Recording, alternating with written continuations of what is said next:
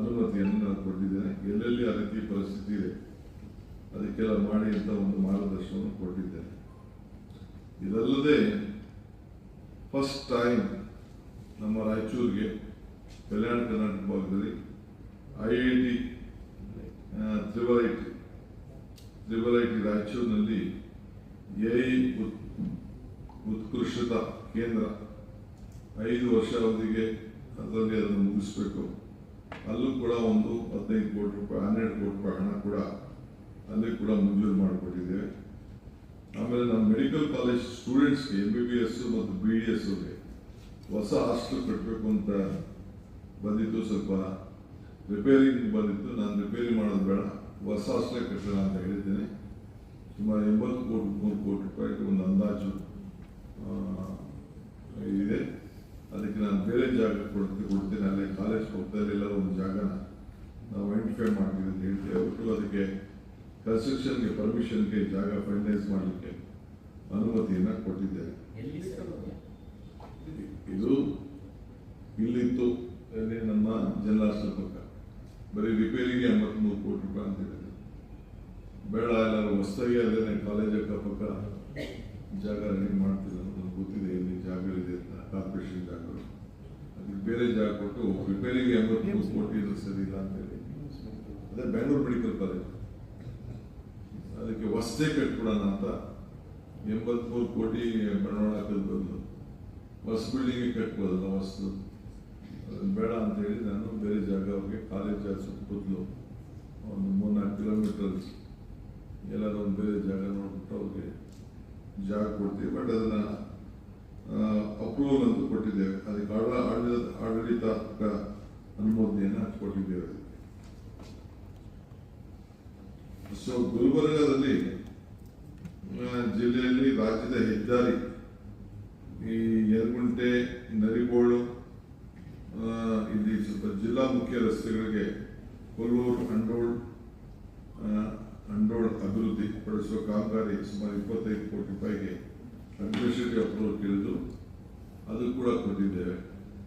ಆಮೇಲೆ ನಮ್ಮ ಲೋಕಭವನ ಅಂದರೆ ಹಳೆ ರಾಜಭವನ ಅಲ್ಲಿ ಒಂದು ಅಡ್ಮಿನಿಸ್ಟ್ರೇಟಿವ್ ಬ್ಲಾಕ್ ಕಟ್ಟಬೇಕು ಅಂತ ಅಂದ್ಬಿಟ್ಟು ಸಪ್ರೇಟಾಗಿ ಒಂದು ಪ್ರಸ್ತಾವನೆ ಕಳಿಸ್ಕೊಟ್ಟಿದ್ದು. ಅದಕ್ಕೆ ನಾನು 27 ಕೋಟಿ ರೂಪಾಯಿ ಅಂದಾಜು ವೆಚ್ಚದಲ್ಲಿ ಅವರಿಗೆ ಅಪ್ರೂವಲ್ ಅದು ಕೂಡ ಅನುಮೋದನೆಯನ್ನು ಅಡ್ಮಿನಿಸ್ಟ್ರೇಟಿವ್ ಅಪ್ರೂವಲ್ ಕೊಟ್ಟಿದ್ದೇವೆ. ಇನ್ನೊಂದು ವಿಶೇಷವಾಗಿ ಶಾಲಾ ಶಿಕ್ಷಣ ಇಲಾಖೆ ವತಿಯಿಂದ 15,000 ಟೀಚರ್ಸ್ಗಳನ್ನು ರಿಕ್ರೂಟ್ಮೆಂಟ್ ಮಾಡಲಿಕ್ಕೆ ಅದಕ್ಕೂ ಕೂಡ ಗಟ್ಟೋತ್ತರ ಅನುಮೋದನೆಯನ್ನು ಈಗಾಗಲೇ ಪರ್ಮಿಷನ್ ಕೊಟ್ಟಿದ್ದಕ್ಕೆ. ಸೊ ಅದಕ್ಕೂ ಕೂಡ ಅನುಮೋದನೆಯನ್ನು ಈಗಾಗಲೇ ನಾವು ನೀಡಿದ್ದೇವೆ. ಸೊ ಇದಲ್ಲದೆ ಕಾರಂಜ ಬಲ್ದಂಡ ಕಾಲುವೆ ಅಲ್ಲಿ ಸುಮಾರು 180 ಕೋಟಿ ರೂಪಾಯಿ ವೆಚ್ಚದ ಒಂದು ಆಡಳಿತಾತ್ಮಕ ಅನುಮೋದನೆಯನ್ನು ಅದು ಬಹಳ ವರ್ಷದಿಂದ ಪೆಂಡಿಂಗ್ ಇತ್ತು. ಅದು ಹಿಂದೆ ನಮ್ಮ ಬೋರ್ಡಲ್ಲೂ ಕೂಡ ನಾವು ಪಾಸ್ ಮಾಡಿದ್ದು. ಅದು ಕೂಡ ನಾವು ಅನುಮತಿಯನ್ನು ಕೊಟ್ಟಿದ್ದೇವೆ. ಮೈಸೂರು ಜಿಲ್ಲೆಯಲ್ಲಿ ಕಾರಂಜ ಇದರಲ್ಲಿ ಇದು ಬೀದರ್ ಮೈಸೂರು ಜಿಲ್ಲೆ ನಂಜನಗೂಡು ನಗರ ಕಪಿಲಾ ನದಿಗೆ ಅವರು ನಗರದ ವ್ಯಾಪ್ತಿಯಲ್ಲಿ ಕೆಲವು ನೀರು ಇದಾಗ್ತಿತ್ತು. ಅತಿ ಗುರುವಾಗ್ತೆಲ್ಲ ಸ್ವಲ್ಪ ಸಮಸ್ಯೆ ಆಗ್ತಿತ್ತು. 70 ಕೋಟಿ ರೂಪಾಯಿ ವೆಚ್ಚದಲ್ಲಿ ಅಲ್ಲಿ ಒಂದು ಮುಂಭಾಗದಲ್ಲಿ ಒಂದು ಅಭಿವೃದ್ಧಿ ಮಾಡಲಿಕ್ಕೆ ಅನುಮತಿಯನ್ನು ನಮ್ಮ ನೀರಾವರಿ ಇಲಾಖೆಯನ್ನು ಕೊಟ್ಟಿದ್ದೇವೆ.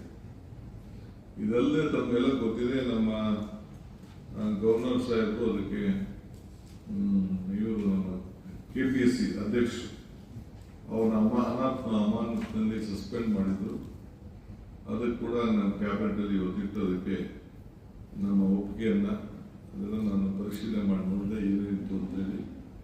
ಅವರು ಎಲ್ಲ ಭಾಳ ದೀರ್ಘವಾಗಿ ಪರಿಶೀಲನೆ ಮಾಡಿದರು. ಅದು ಸರಿ ಇದೆ ಅನ್ನೋದನ್ನು ನಾನು ಕೂಡ ಕ್ಯಾಬಿನೆಟಲ್ಲಿ ಅದಕ್ಕೆ ನಮ್ಮ ಒಪ್ಪಿಗೆಯನ್ನು ವ್ಯಕ್ತಪಡಿಸಿದ್ದೇವೆ.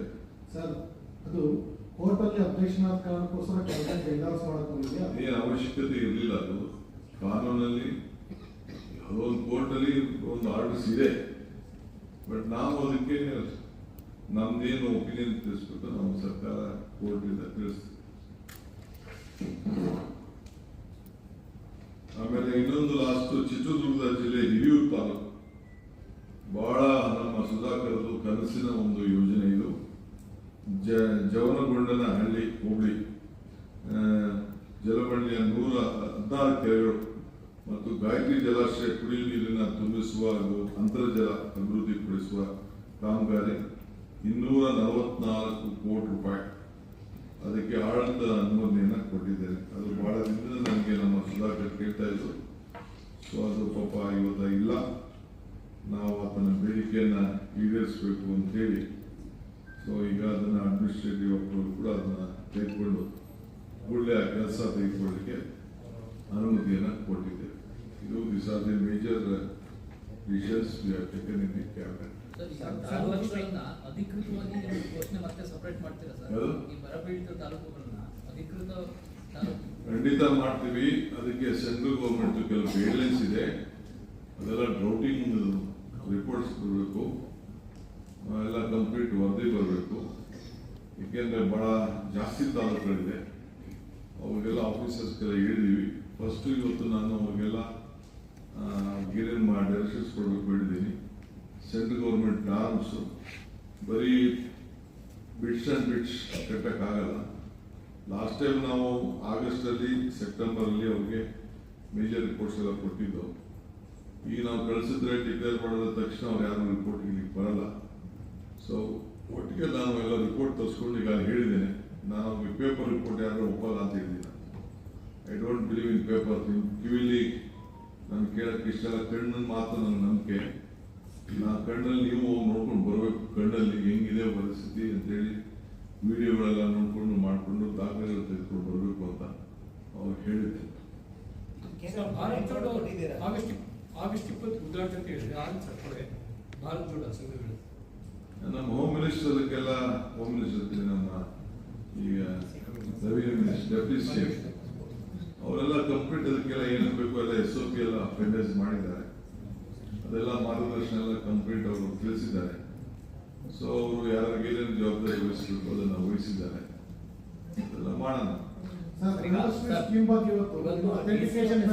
ಸಭೆಯಲ್ಲಿ ರಾಜ್ಯದ ಬೇರೆ ಬೇರೆ ಜಿಲ್ಲೆಗಳಲ್ಲಿ ರೈತರ ಆತ್ಮಹತ್ಯೆ ಪ್ರಕರಣಗಳು ಹೆಚ್ಚು ಆಗಿದೆ ಅನ್ನುವಂಥದ್ದೇನಾದರೂ ಮಾಹಿತಿ ಕೊಟ್ಟಿದ್ದಾರೆ ಸರ್? ರಾಜ್ಯದ ಬೇರೆ ಬೇರೆ ಜಿಲ್ಲೆಯಲ್ಲಿ ರೈತರ ಆತ್ಮಹತ್ಯೆ ಪ್ರಕರಣಗಳ ಬಗ್ಗೆ ನಾವು ಮಾಹಿತಿ ಕೊಟ್ಟಿದ್ದಾರೆ. ಒಂದೇ ಒಂದು ಆತ್ಮಹತ್ಯೆ ಆಗಿದೆ ಅನ್ನೋದು ಒಂದು ಮಾಹಿತಿ ಅಫಿಷಿಯಲ್ ಇಲ್ಲಿವರೆಗೂ ಬಂದಿದೆ. ಸರ್ ಸಿಎಂ ಸರ್ ಗೃಹಲಕ್ಷ್ಮಿ ಯೋಜನೆ ಫೇಶಿಯಲ್ ಅಥೆಂಟಿಕೇಶನ್ ಬಗ್ಗೆ ಇವತ್ತು ಕ್ಯಾಬಿನೆಟ್ ಅಧ್ಯಕ್ಷ ಸರ್ ಸಿಎಂ ಸರ್ ಅದನ್ನ ಮಾಡ್ತಾ ಇದೀವಲ್ಲ, ಗೃಹಲಕ್ಷ್ಮಿ ಸರ್ ಮಾಡ್ತಾ ಇದೀವಿ. ಅದಕ್ಕೆ 20 ಕೋಟಿ ರೂಪಾಯಿ ಹಣನ ಇಟ್ಟಿದ್ದೀವಿ. ಈಗ ಎಲ್ಲದಕ್ಕೂ ಫಾರ್ಮ್ಗಳೆಲ್ಲ ಯಾವ ರೀತಿ ಇರಬೇಕು, ಏನಿರಬೇಕು, ನಮ್ಮ ಗ್ಯಾರಂಟಿ ಕಮಿಟಿ ಮೆಂಬರ್ಸು ಬೇರೆ ಜನ ಅಧಿಕಾರಿಗಳೆಲ್ಲ ಹೋಗಿ ಅವ್ರ ಹತ್ರ ಮಾಹಿತಿ ತೆಗೆದುಕೊಂಡು ಅದನ್ನೆಲ್ಲ ಪರಿಶೀಲನೆ ಮಾಡಬೇಕು. ಅವರೆಲ್ಲ ಫೋಟೋಗಳೆಲ್ಲ ಕರೆಕ್ಟಾಗಿರಬೇಕು, ಬಯೋಮೆಟ್ರಿಕ್ ಎಲ್ಲ ಕರೆಕ್ಟಾಗಿರಬೇಕು, ಅದೆಲ್ಲ ಅಕೌಂಟ್ಗಳೆಲ್ಲ ಕರೆಕ್ಟಾಗಿರಬೇಕು. ಆಮೇಲೆ ಯಾವುದೇ ಫೋನ್ ನಂಬರ್ಗಳಿರಬೇಕು. ಯಾವುದೋ ಫೋನ್ ನಂಬರ್ ಕೊಟ್ಟು ಯಾರಿಗೋ ಮೆಸೇಜ್ ಹೋಗೋದು, ಅವನೆಲ್ಲ ದುಡ್ಡು ಇಸ್ಕೊಳ್ಳೋದು, ಹಾಕಿ ದುಡ್ಡು ಯಾವ್ದು ಅಕೌಂಟ್ಗೆ ಹೋಗೋದು, ಅವೆಲ್ಲ ಆಗಬಾರ್ದು.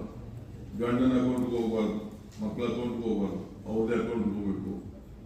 ಅವೆಲ್ಲ ಕೂಡ ಅದಕ್ಕೆಲ್ಲ ಸ್ವಲ್ಪ ನಿಮಗೆ AG ರಿಪೋರ್ಟ್ ಎಲ್ಲ ನೀವೆಲ್ಲ ನೋಡಿದ್ದೀರಿ, ನೀವೆಲ್ಲ ಪೇಪರ್ಲೆಲ್ಲ ಬರೆದಿದ್ದೀರಿ. ಅದಕ್ಕೆ ಬೇಡ, ಯಾರಿಗೂ ಕೂಡ ನಾವೇನೋ ತೆಗಿಯಕ್ಕೆ ನಮ್ಗೆ ಇಷ್ಟ ಇಲ್ಲ. ವಾಲಂಟಿಯರ್ಗೆ ಬೇಡ ಅಂದ್ರೆ ಬೇಡ ಅಂತದಷ್ಟೇ. ಬಟ್ ನಾವು ಯಾರಿಗೂ ತೆಗಿಯಕ್ಕೆ ನಮ್ಗೆ ಇಷ್ಟ ಇಲ್ಲ, ಅವಶ್ಯಕತೆ ಇಲ್ಲ. ಬಟ್ ನಾವು ಏನು ಕೊಡ್ತೀವಿ ಅದು ಕರೆಕ್ಟಾಗಿ ಯಾರು ಹರಿದ್ದಾರೆ ಅವ್ರಿಗೆ ಕೊಡಬೇಕು, ಅದು ನಮ್ಮ ಆಸೆ. ಮುಂಗಾರು ಅಧಿವೇಶನ ಪ್ರಾರಂಭ ಆಗ್ತಾ ಇದೆ. ರಾಜ್ಯದ ಸಂಸದರು ಅವರ ಸಭೆ ಜೊತೆಗೆ ಸಭೆ ಮಾಡ್ತಾರೆ, ಮಾಡಲೇಬೇಕಾಗ್ತದೆ. ಅದಕ್ಕೆ ಟೈಮ್ ಫಿಕ್ಸ್ ಮಾಡಬೇಕು. ಆದಷ್ಟು ಜಲ್ದಿ 20ನೇ ತಾರೀಕಿನ ಅಸೆಂಬ್ಲಿ ಸೆಷನ್ ಇದೆ. ಮಧ್ಯದಲ್ಲಿ ಹೋಗಿ ಸಂಸತ್ ಸದಸ್ಯರು ಹೋಗ್ಬೇಕು, ನಮ್ಮ ರಾಜ್ಯಕ್ಕೆ ಏನೇನು ಆಗ್ಬೇಕು ಅನ್ನೋದು ಕೂಡ ಹೇಳಬೇಕು. ಅದನ್ನೆಲ್ಲ ಹೇಳಿ ಬರ್ತೀನಿ. ಕಾವೇರಿ ಅವರು ರೆಸಲ್ಯೂಷನ್ ಮಾಡಿದಾರಲ್ಲಪ್ಪ, ನಾನು ಅದೆಲ್ಲ ತಿಳಿಸ್ಬೇಕಲ್ಲ. ನಾನು ಅವ್ರಿಗೆ ನಮ್ಮ ಚಿಂತನೆ, ನಮ್ಮ ರಕ್ಷಣೆ ಎಲ್ಲ ನಾವು ಮಾಡಬೇಕು.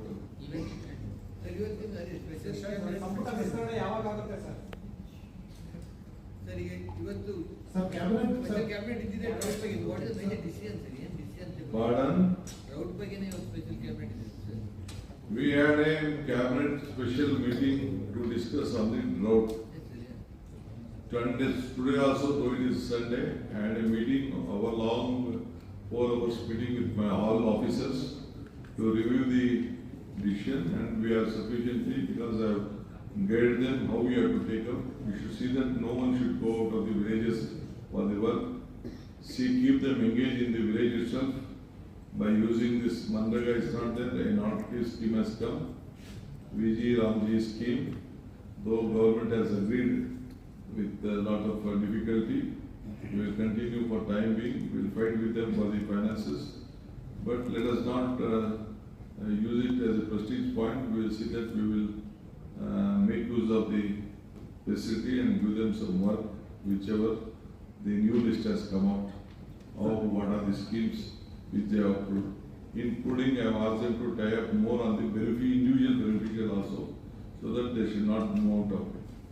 Because there are various schemes which will help the small farmers and the individual beneficiaries also. Sir, session the date takes one, sir. And the KBC chairman has been suspended by His Excellency the Governor of Karnataka. We have agreed and ratified it, and we will send our comments to the court also on this issue. Sir procedure labs ಏನಾದರೂ ಆಗಿದೆಯಾ?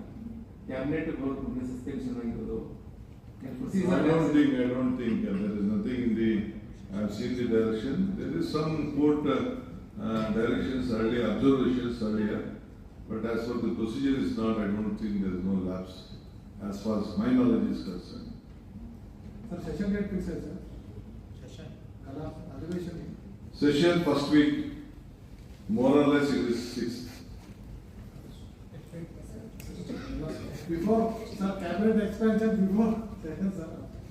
Of course, this week only you may have.